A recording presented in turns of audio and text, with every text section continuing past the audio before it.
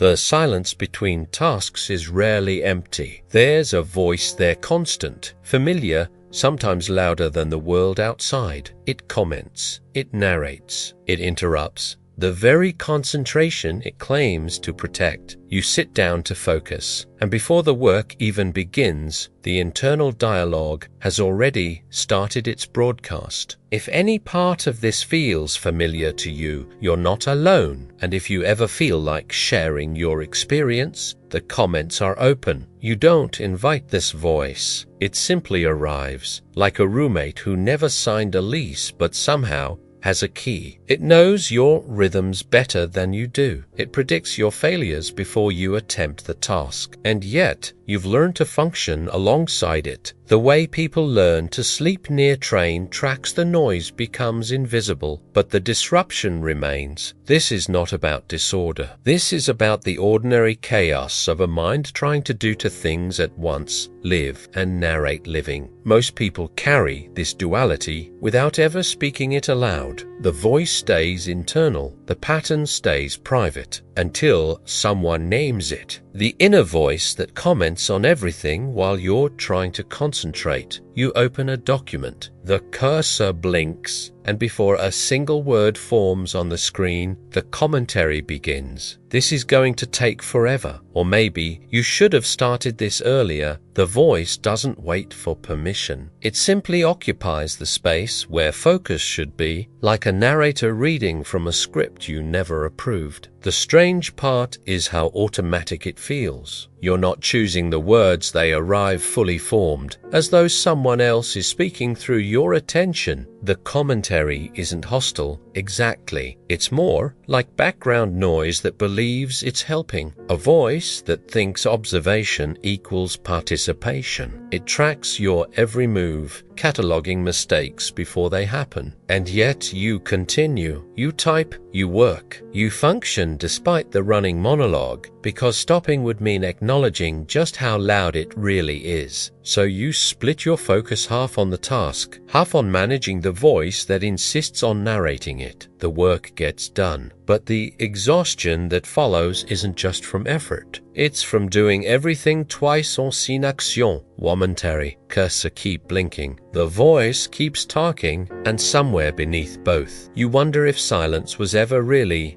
an option, or if you've simply forgotten what it sounds like. The habit of mentally rehearsing what could go wrong before the meeting, before the conversation, before the decision even needs to be made. Your mind is already staging the worst version of what's coming, not as a catastrophe, just as rehearsal. You run through the lines, predict the responses, map out every possible misstep, like a director blocking a scene that hasn't been written yet. It feels like preparation. That's what the mind calls it. I'm just thinking ahead, but preparation doesn't loop. It doesn't replay the same imagined failure 5 times in 10 minutes, adjusting variables that don't exist yet. This isn't planned. This is a mental dress rehearsal for a disaster that exists only in potential, performed again and again until the anxiety feels more real than the actual event. And the strangest part is how convincing it becomes. The imagined version starts to feel inevitable. You've lived it so many times in your head that when the real moment arrives, you're already tired from the performance. The focus you needed for the present was spent on a future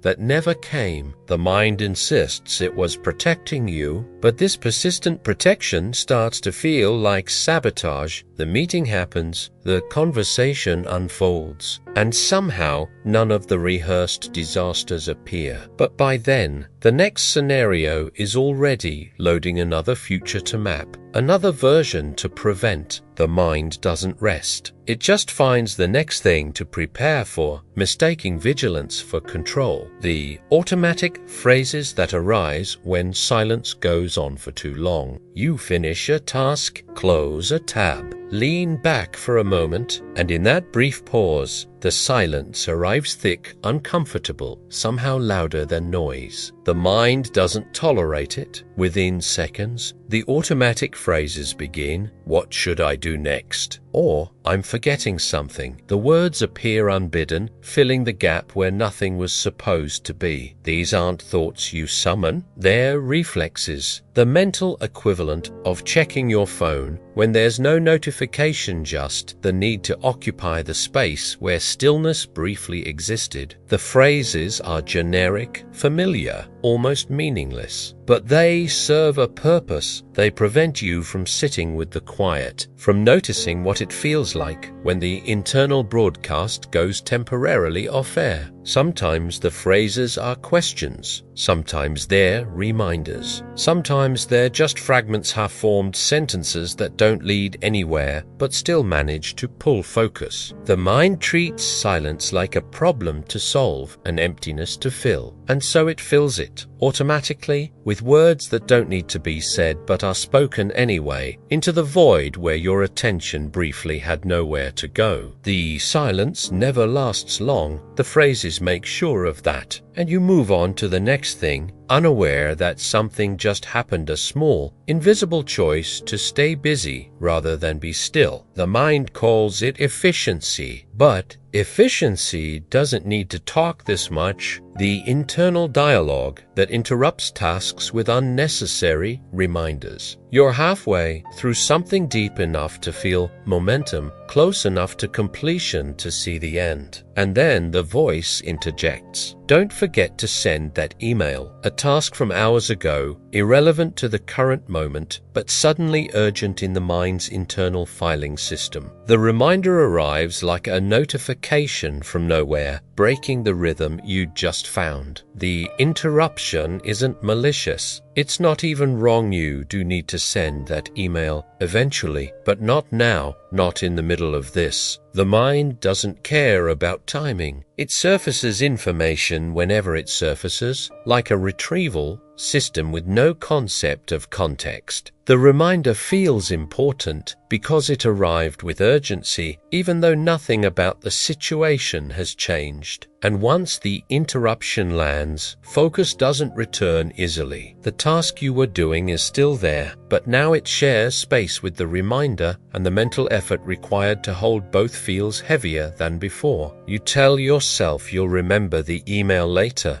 You might even write it down, but the damage is done. The flow is broken, and the mind has already moved on to scanning for the next thing you might be forgetting. The work continues, but slower now. The momentum is gone, and somewhere in the background, the internal reminder system is already preparing the next interruption, convinced it's helping, convinced that constant vigilance is the same as being productive. The email can wait, but the voice that reminded you never does. The repetition of thoughts that seem useful but only distract. There's a thought that returns, not once, but cyclically, same phrasing, same tone, same conviction that this time it matters. I should probably organize that, or I need to figure this out soon. The thought feels productive. It carries the weight of intention, the shape of a plan, but it never actually leads anywhere. It just circles back again and again, like a song stuck on repeat. The mind presents it as useful, as though thinking the same thing multiple times will eventually transform into action. But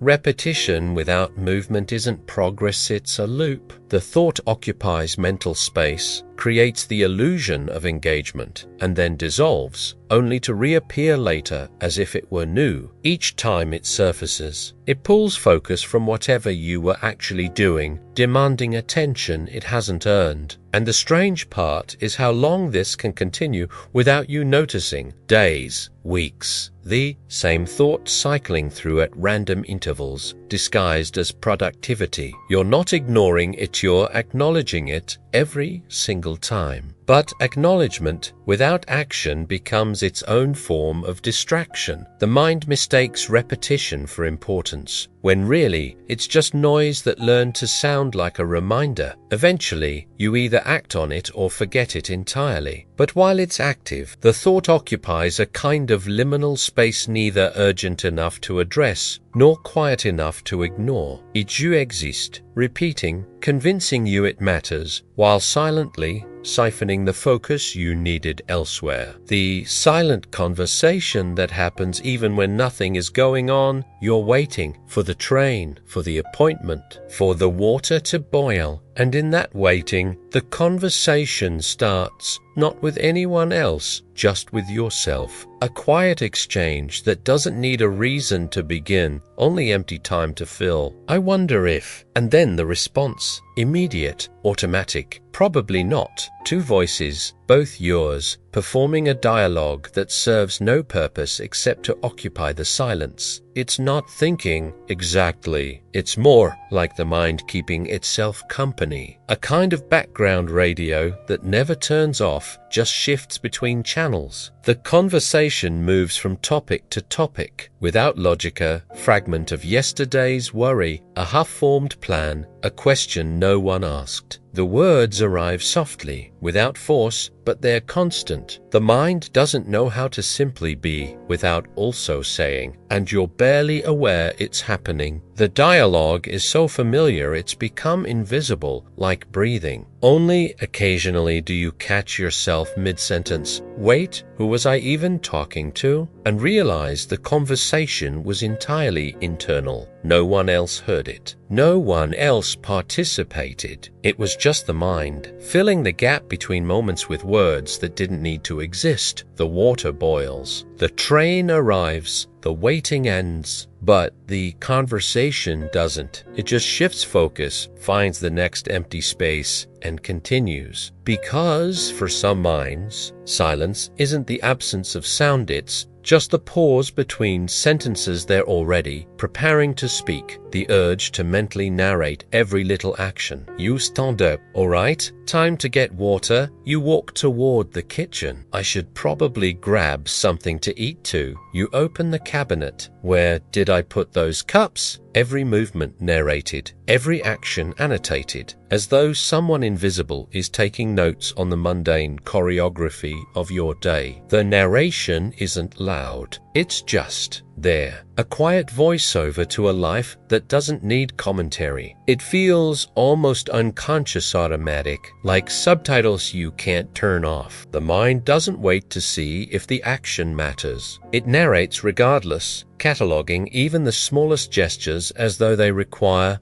verbal confirmation to be real. Pick up the cup. Okay, got it. Turn on the faucet. Good. The words add nothing. They don't improve focus or efficiency. They just exist, parallel to the action itself, and yet it's difficult to stop. The narration gives structure to shapeless time, a sense that something is happening even when nothing significant is. It creates the illusion of purpose. At least I'm tracking what I'm doing, but tracking isn't the same as presence. The narration keeps you slightly outside the moment, observing rather than inhabiting. You're both an actor and an audience in a performance no one else sees. The water fills the glass. You drink. The narration pauses briefly, but the moment something else begins, the voice returns, ready to describe it, because somewhere along the way, the mind decided that experience alone wasn't enough. It needed a script, and now silence feels incomplete without the words to explain it. The inner words that arise even before you realize the distraction. The distraction doesn't announce itself. It arrives quietly, already in progress by the time you notice. One moment you're reading a sentence. Next, you're 3 thoughts deep into something unrelated, and you have no memory of the transition. But if you trace it back, there's always a word, a single internal phrase that serves as the doorway. That reminds me, and suddenly focus is elsewhere. These phrases are so small they barely register as interruptions. They feel like natural extensions of thought, innocent associations. But they're the mechanism, the turning point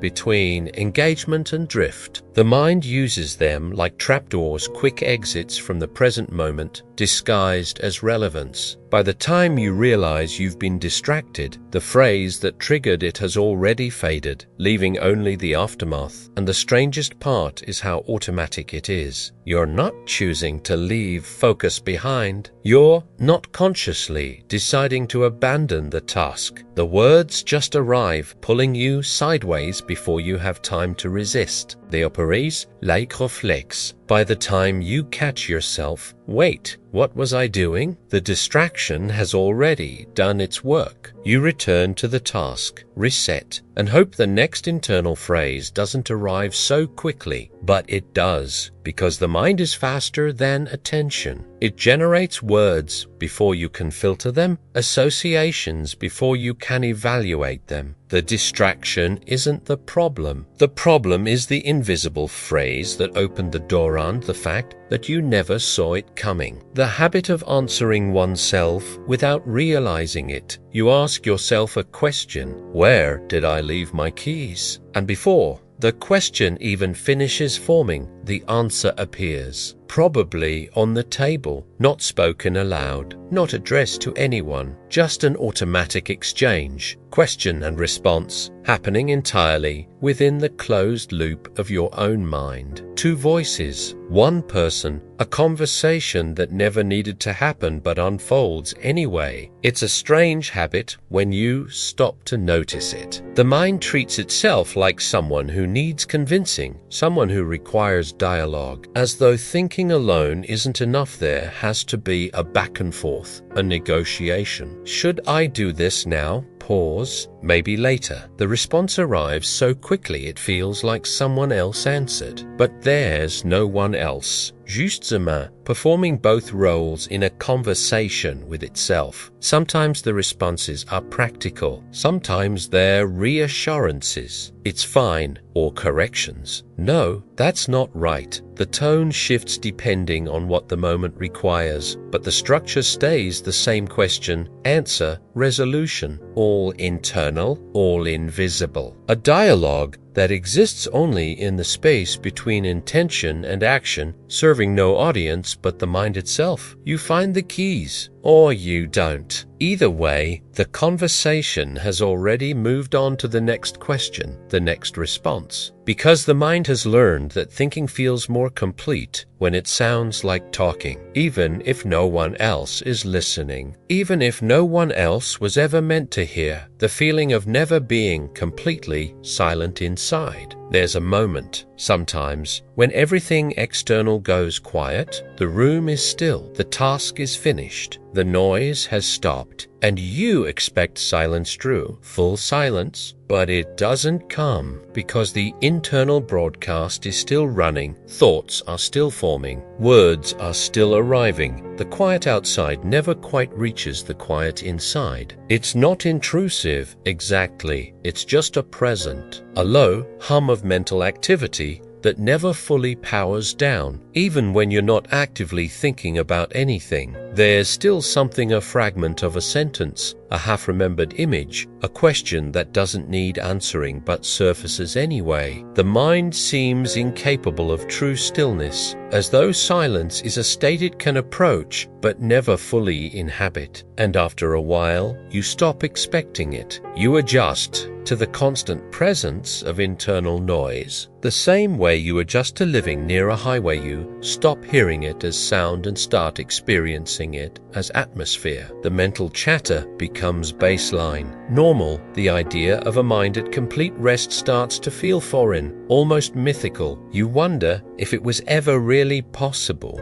or if you've just forgotten what it felt like. The external world goes quiet again, the moment passes, and beneath it all, the internal dialogue continues soft, persistent, unending. Not because something is wrong, just because that's what minds do. They talk, they process, they fill the space where silence tries to exist. And maybe that's fine. Maybe that's just the sound of being alive. Or maybe it's just the sound of never learning how to stop. These patterns don't need fixing. They're not symptoms. They're just the way a mind moves through time, narrating, rehearsing, responding, filling gaps. Most people live with this internal architecture their entire lives without ever speaking it aloud. It doesn't make you broken, it makes you human. The voice inside isn't an enemy, it's just loud. And sometimes, recognizing that it's there, that it operates automatically, constantly, beneath your awareness is enough. You don't have to silence it, you just have to notice it, to see the patterns for what they are, not truths, but habits, not guidance, but noise that learn to sound important. Focus isn't about eliminating the internal dialogue, it's about learning to work alongside it, the way you'd learn to work in a crowded cafe. The noise doesn't disappear, you just stop letting it dictate the rhythm. You acknowledge it, let it pass, and return to what matters, again and again. That's the practice. If this resonated, if you recognized even one of these patterns in your own mind, consider subscribing, not because you need to be fixed, but because these observations continue. And sometimes it helps to know you're not the only one listening to the noise inside.